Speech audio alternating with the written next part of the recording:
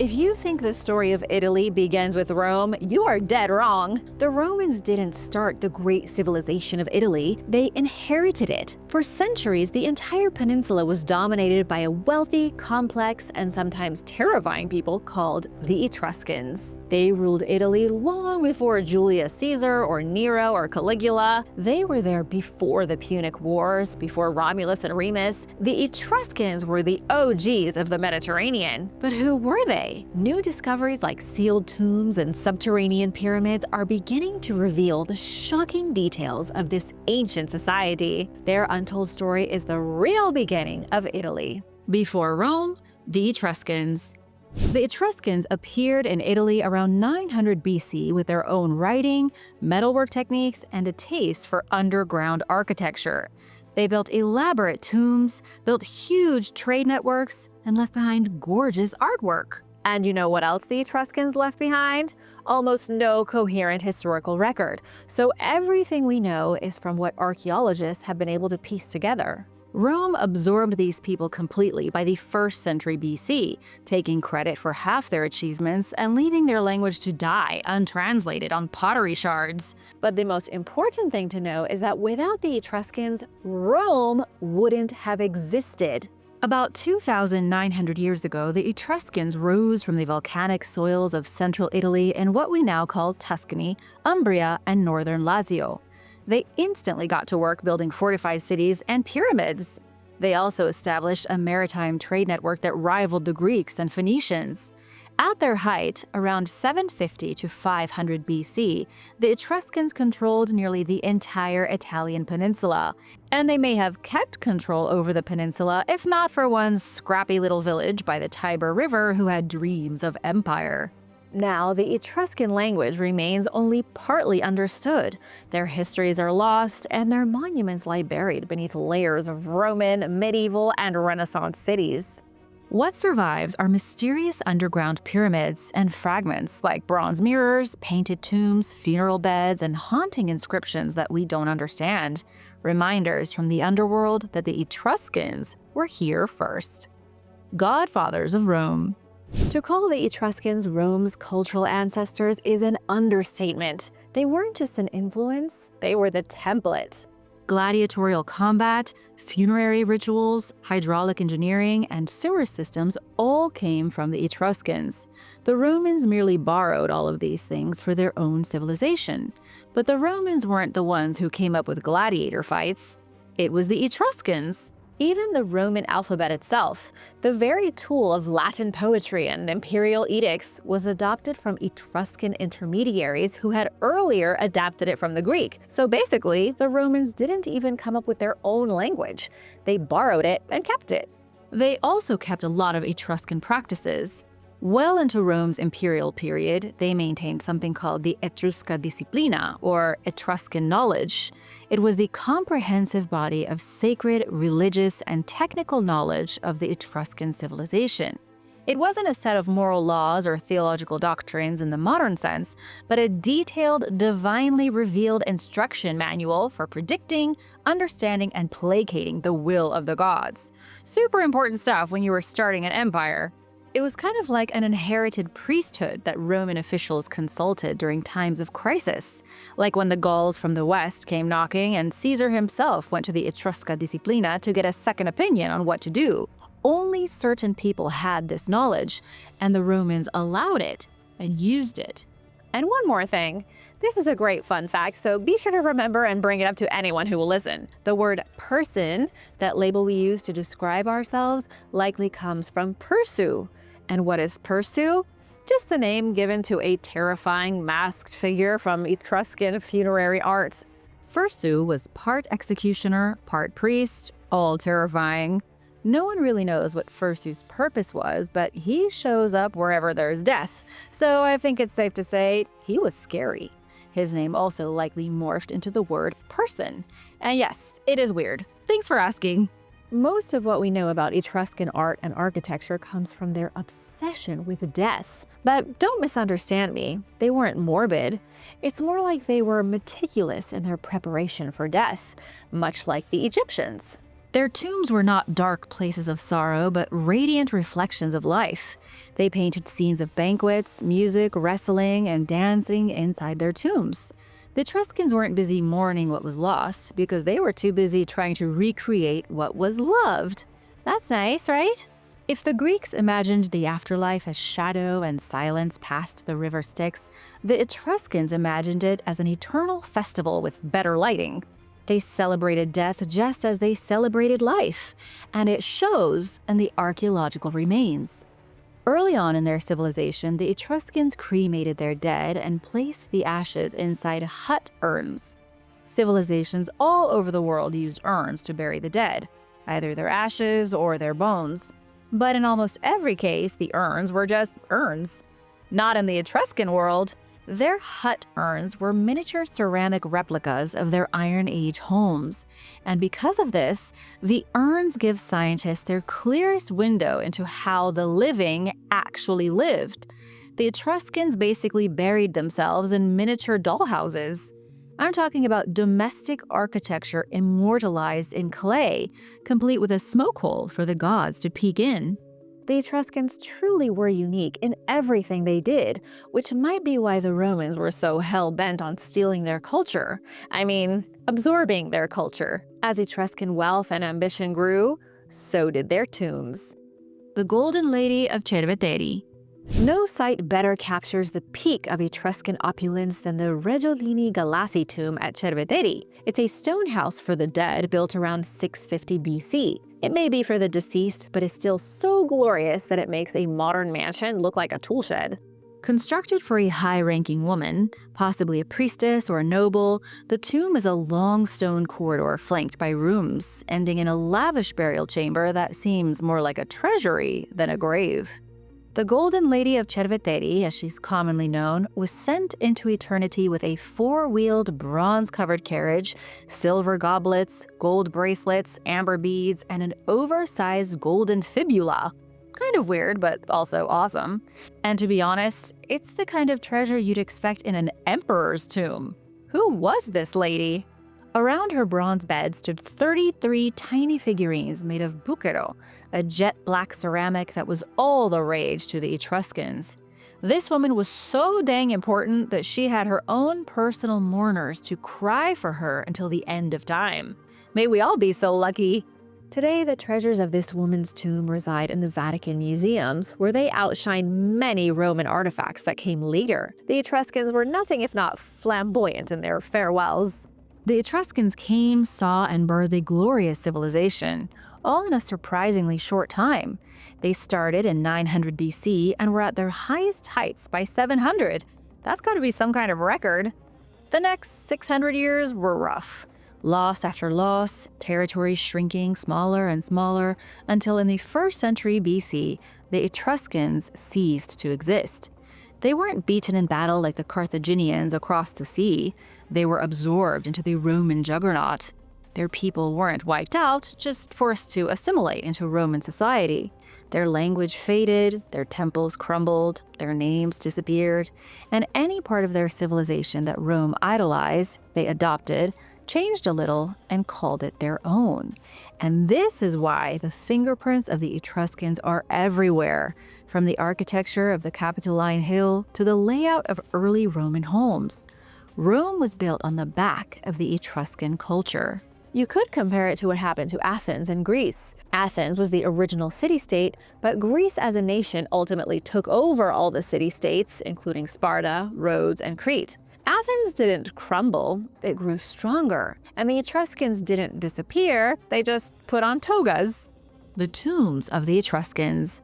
For 2,600 years, a tomb near San Giuliano in Italy remained sealed shut while emperors rose, fell, and forgot it ever existed. Looters chipped away at neighboring graves like vultures at a carcass, but this one tomb remained untouched. Maybe they missed it.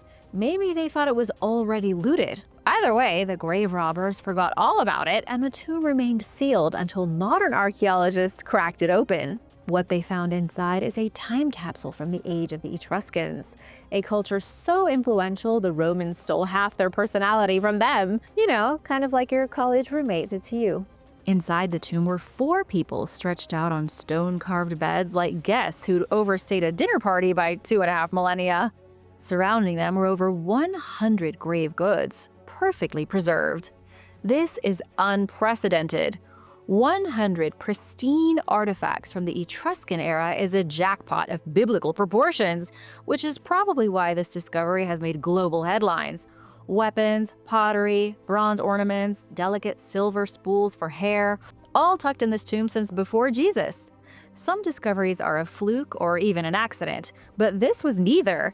Finding the tomb was the result of years of meticulous planning by archaeologist Davide Sori and the San Giuliano Archaeological Research Project. Together, they excavated the site northwest of Rome. Instead of pulling a "let's dig and figure it out later" like a lot of archaeologists do, the team documented every layer, object, and fragment before anything was moved. Archaeologists are usually meticulous, but the team went above and beyond here. They didn't want to mess anything up. Can you blame them?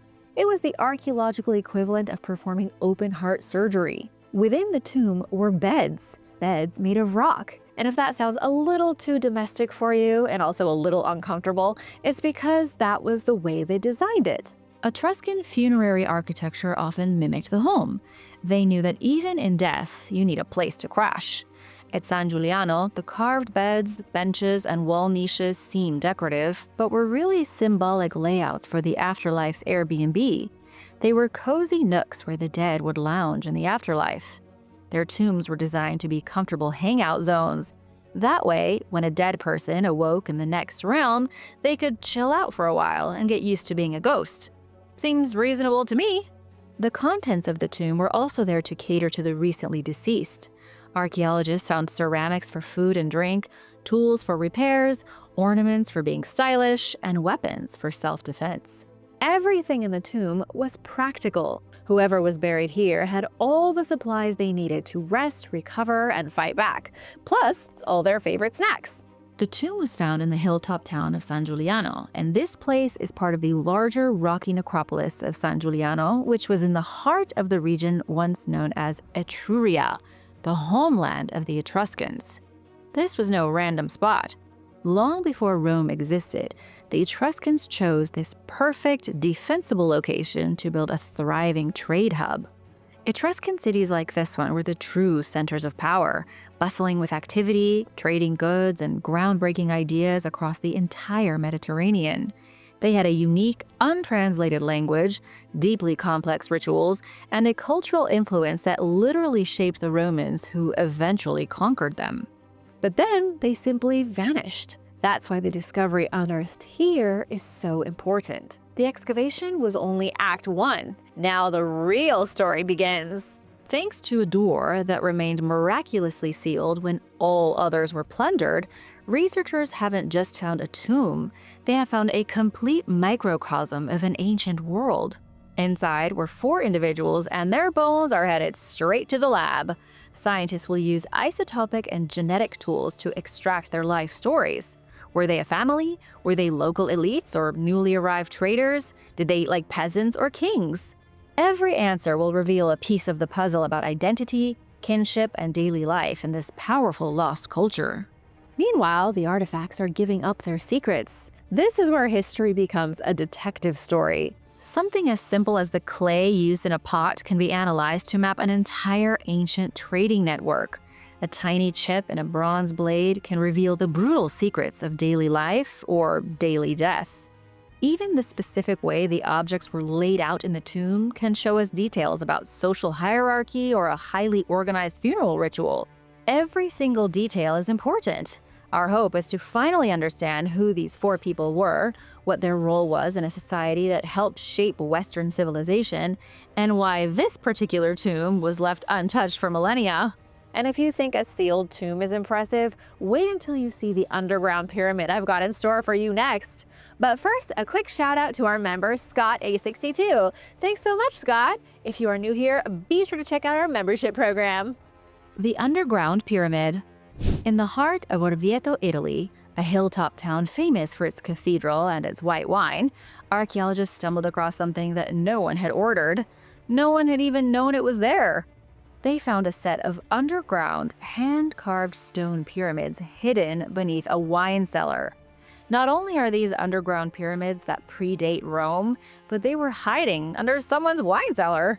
You'd expect barrels, bottles, maybe a corkscrew or two. You wouldn't expect a subterranean mystery carved by one of Europe's most enigmatic ancient civilizations. To make matters even more amazing, the pyramid is unlike anything previously found in the vast catalog of Etruscan subterranean architecture. It's not a pyramid like you might be thinking. It's an inverted pyramid that uses negative space. These are called cavità, or hollows, and have walls that taper outwards, getting progressively wider as you descend from a narrow apex to a square base. But here's where it gets exciting. The purpose of their pyramids is a subject of intense debate. They are definitely not quarries or cisterns.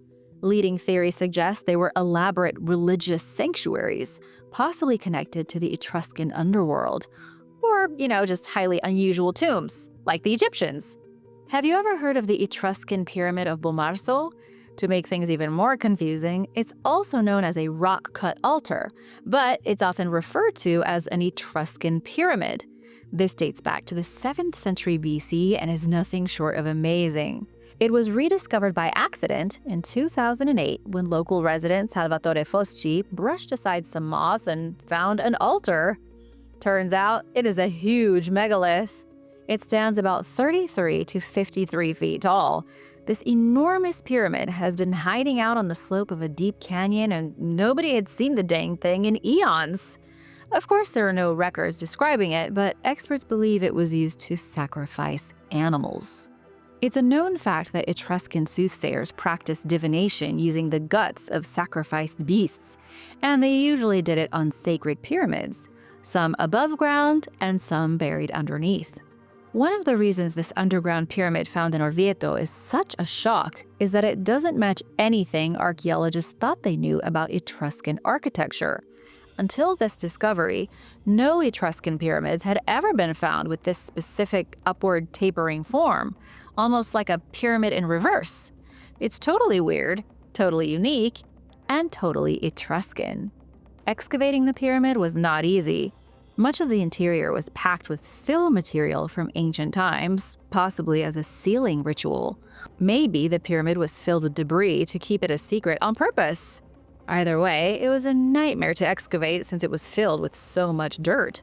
But in the end, it was worth it. What emerged from the dust is extraordinary. There are over 150 inscriptions in the Etruscan language.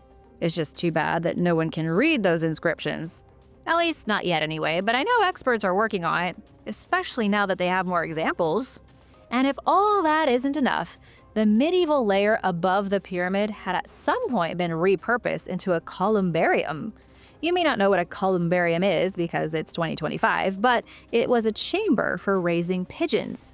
So we have a layer cake of history with an ancient inverted pyramid, an underground medieval chamber for raising pigeons, and tons of pottery. According to researcher Claudio Bizzarri, there are probably at least 5 more pyramids hidden beneath Orvieto waiting to be opened. They'll probably be filled with more inscriptions and more pottery and hopefully artwork. Let's just hope we can find them. Or at least one more. Just one more Etruscan pyramid. That'd be nice. While scientists think they were probably used for animal sacrifices, the whole purpose of these pyramids is not written in stone. Well, maybe it is, but nobody can read it. Experts think they were probably religious, but as for the whole underground thing, they appear to have been buried quickly, as if someone was trying to erase them from the face of the earth. Why do you think that could be? If you have any guesses, be sure to leave them in the comments. The Painted Tomb. It began, as so many great archaeological stories do, with a hole in the ground. In 2022, archaeologists working in the necropolis of Monterossi near Tarquinia found a buried chamber. This was an ancient Etruscan city perched above the Tyrrhenian Sea. The chamber was part of a tomb that had been looted centuries ago, the grave goods all but gone, barely enough for a mouse to steal. But on the walls was something that grave robbers never even thought about stealing: the walls themselves.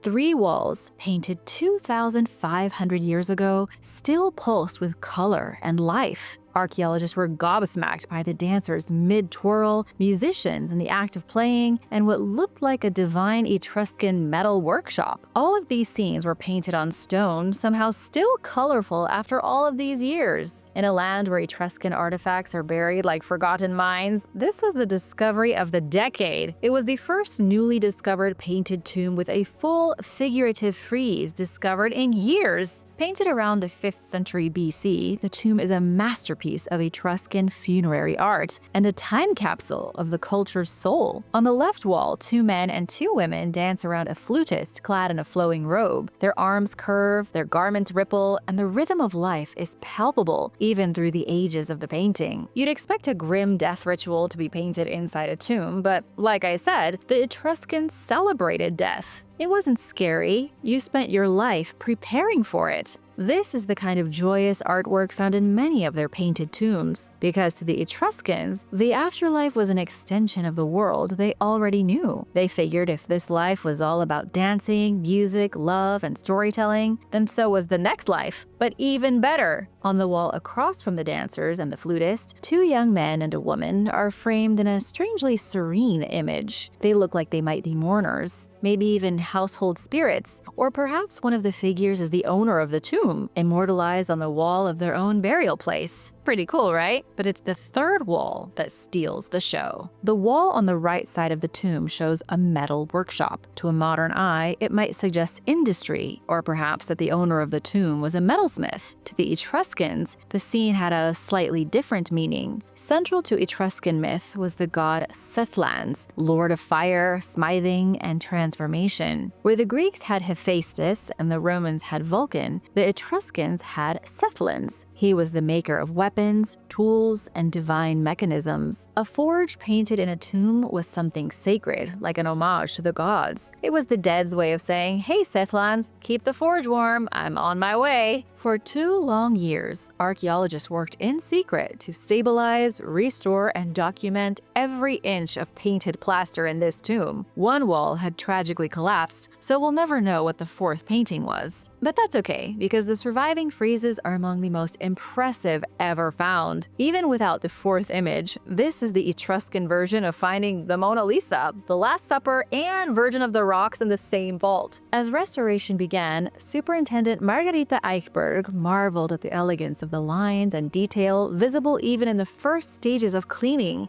These people were excellent artists. They could have even taught Da Vinci a thing or two. Plans are underway to construct a protective structure in the tomb, complete with environmental controls so that it can eventually open to the public. That way, visitors won't just read about the Etruscans, they'll be able to stand where dancers spin, flutes sing, and where a divine forge still burns. When this tomb does open, will you be first in line? Gods, ghosts, and winged demons. Welcome to the beautiful chaos of the Etruscan pantheon. Before the Romans stole gods from the Greeks and rebranded Zeus as Jupiter, the Etruscans had their own unique divine cast that could have rivaled any Marvel Cinematic Universe. Their religion was a full-on cosmic bureaucracy of deities, daemons, demons, and divine messengers, all with a job to do and no time for mortal nonsense. What do you say we do a little Etruscan roll call? Because while the Etruscans may be a mystery, a lot of their gods are eerily familiar. Tin, also called Tinia, was the chief god of the Etruscan pantheon, the Zeus equivalent who watched from above but rarely got his hands dirty. His partner was Uni, a warlike martial queen whose personality was more vengeful sky goddess than quiet introvert wife. Together, they were divine royalty, the dynamic duo who ruled the heavens and the humans. But they didn't do everything themselves. Tin and Uni had staff. One of their best was Terms. Acting as the divine FedEx between the heavens, earth, and the underworld, Terms was the Etruscan Hermes. With wings on his feet and espresso in his bloodstream, Terms was everywhere delivering news, escorting souls, and smoothing inter-deity negotiations. Strangely though, he had no temples, no cult, and no dedicated prayers. He just did the work, and the Etruscans quietly thanked him. He was never important enough to build an actual temple to, which sort of aligns with the whole Hermes theme, as the Greeks loved Hermes but reserved their large temples for the big fellas. Apollo, Poseidon, you know. Next up are the rulers of love and war. Turan was the goddess of love, ruling over beauty, desire, and harmony. She was often depicted with wings and frequently accompanied by her sultry boyfriend Atunis, the Etruscan Adonis. Unlike Rome's Venus or Greece's Aphrodite, Turan had a bit of a bite. She wasn't all roses and dove feathers like most love goddesses, but she was worshipped as a serious deity with real political importance. She even had her own winged attendants called Lassa, who were fate weavers with scrolls and secrets. The Lassa were almost like a mix between the Fates in Greek mythology and a bunch of biblical cherubs. Turan's lover, Atunis, was only one of her boyfriends. Atunis died every year and was resurrected in a divine soap opera that symbolized rebirth and the turning of the seasons. In fact, Atunis' story is very similar to the tale of Adonis, whose story is similar to that of Jesus Christ.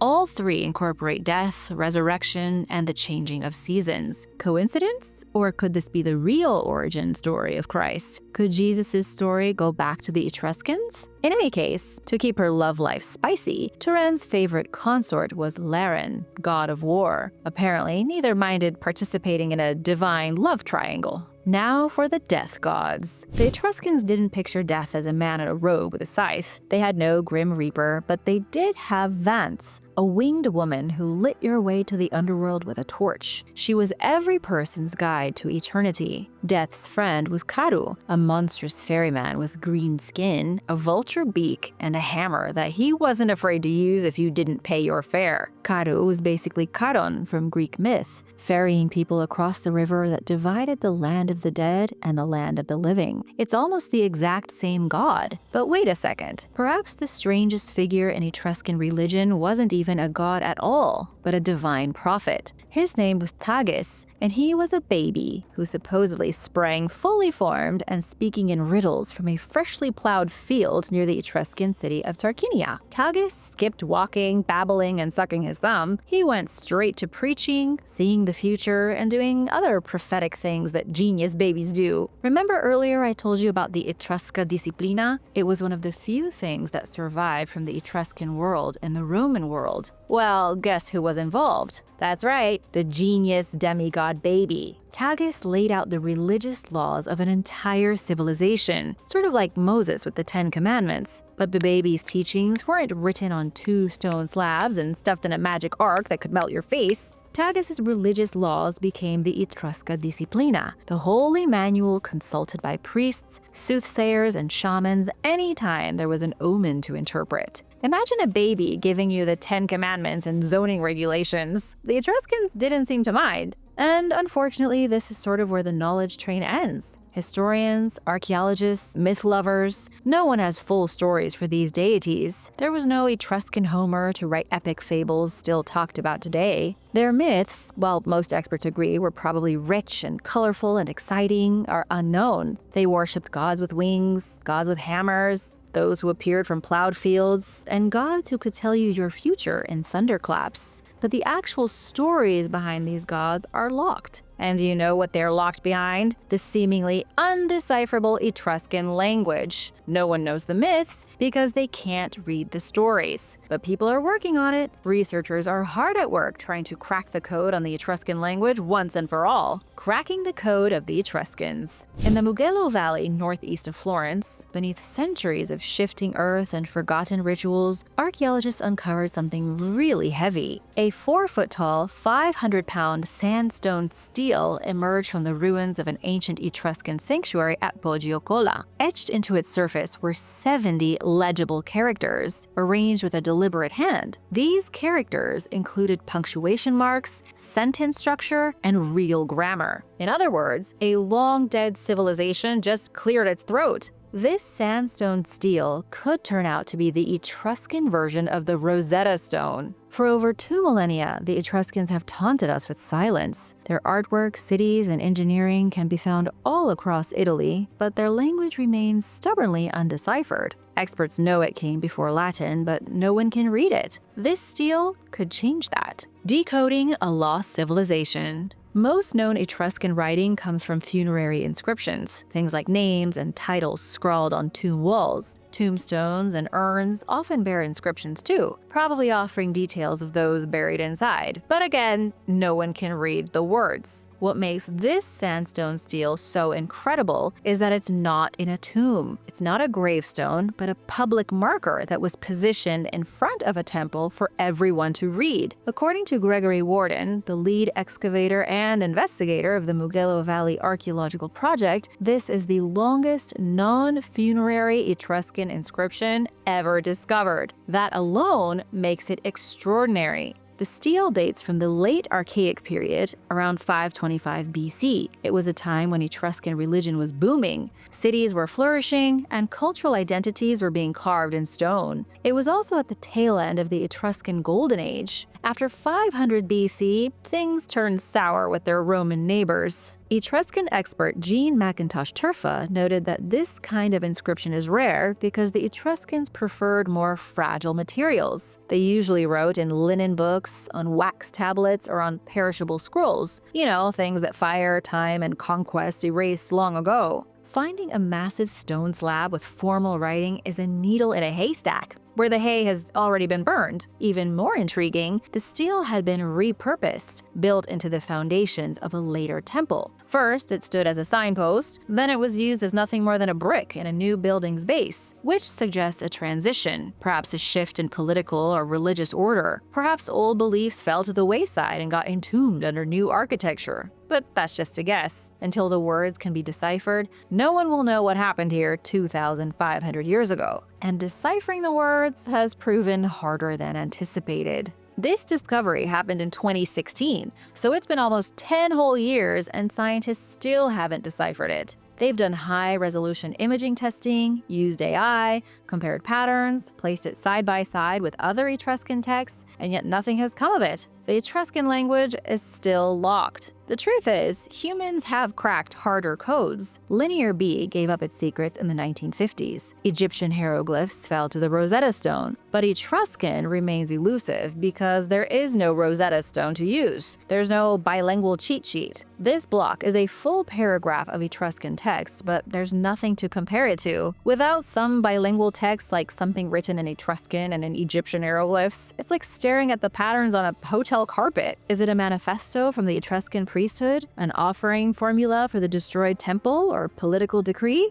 Who knows? I don't. And neither do the experts who have spent their whole lives studying dead languages. What do you think it will take to crack it? Thanks for watching. Hope you learned something new about the Etruscans. Were you surprised by any of these discoveries? Let me know in the comments and see you next time. Bye. Let me know in the comments and see you next time. Bye. Bye. Let me know in the comments and see you next time. Bye.